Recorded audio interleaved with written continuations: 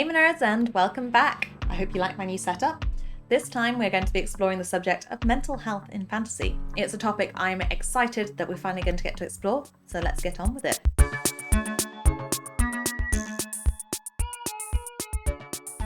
Mental health in fantasy is nothing new. We've seen it done in many different ways over the years, although there has been a greater importance placed on the inclusion of mental health in more recent years. And for good reasons. Its inclusion normalizes the subject. So if this is something you're thinking of doing in your story, then I applaud you for it. There are several different ways that I've seen mental health explored in fantasy stories over the years.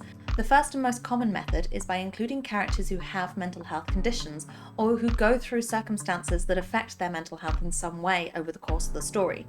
Think Frodo's PTSD in Lord of the Rings or Kaladin's depression in Stormlight Archive. I'll be doing future videos that deep dive into the representation of specific mental health conditions in the future, so watch out for those and let me know in the chat if there are specific topics that you want me to get into first. But while the straight representation of mental health conditions in fantasy is important, it's not all fantasy can do when it comes to exploring mental health.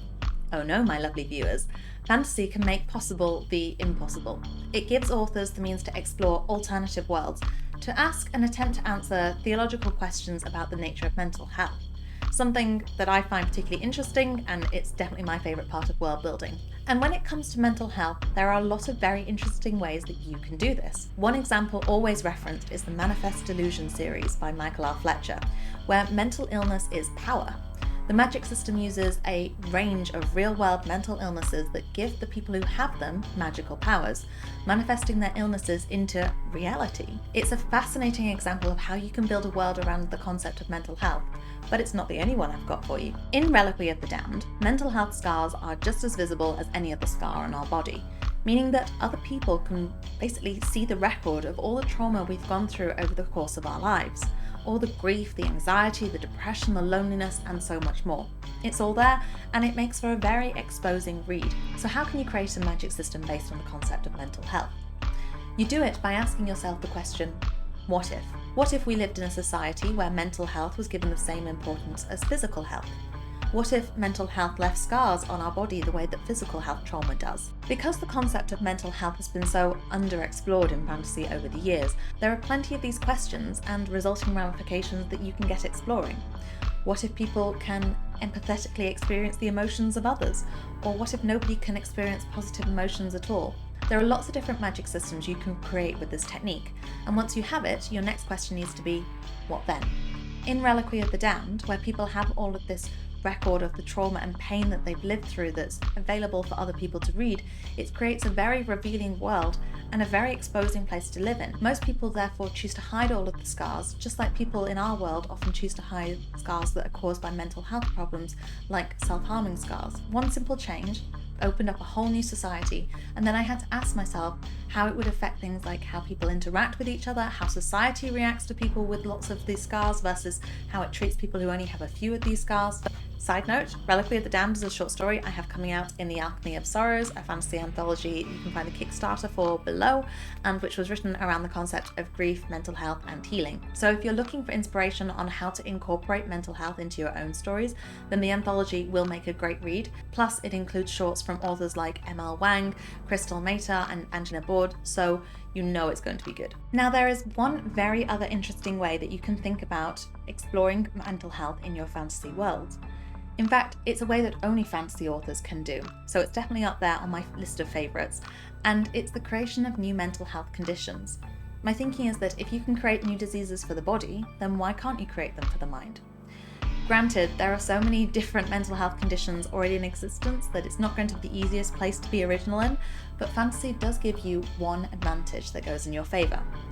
If you've created a magic system or a new race of people in your world, then you have a feature about your world that separates it from our world. And from that, you can build a new manifestation of mental health. Do you have a character with an impulse control disorder? Well, instead of having it manifest as pyromania or kleptomania, perhaps it takes another form in your magic wielders. Is there a specific disorder that you can create that suppresses people's magic? Or does the opposite happen and it gives people an addiction to the magic? On the flip side, you can think about what the effect of magic or of someone being from another race is to the individual's mental health. To expand on Yennefer Venderberg's arc from this season of Witcher, spoiler alert by the way, so shut your ears if you don't want to hear this, you could explore what the loss of magic to a magic wielder does to their mental health, which Witcher didn't really delve into all that much. In terms of giving your characters mental health conditions, there are two main routes that you can go down: nature and nurture. Are children in your world raised in a certain way that makes mental health conditions more or less likely?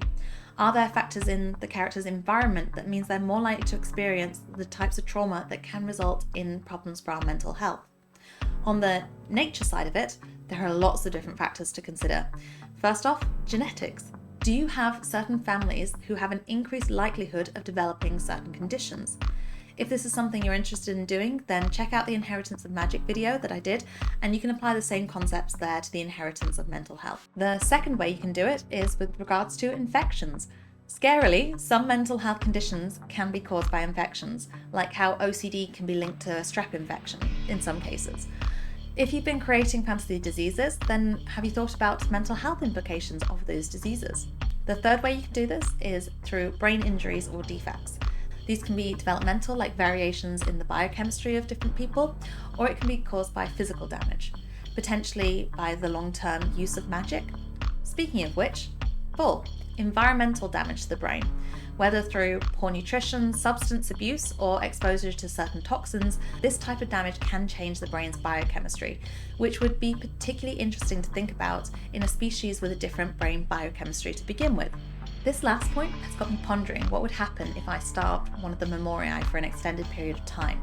Would it affect their ability to store memories perhaps? Maybe making it harder for them to tell the difference between reality and what's fabricated? See?